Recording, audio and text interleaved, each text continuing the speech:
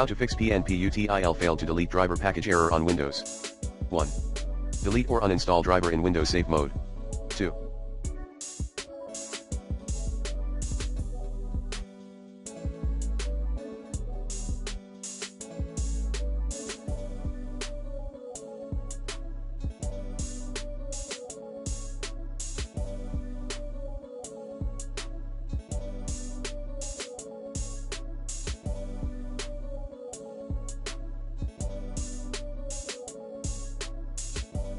Run the devcon.exe command. Command, devcon/r disable *id equals class id. 3. Use driver store explorer at https://github.com/lostindark/driver store explorer. 4. Reset or reinstall your system.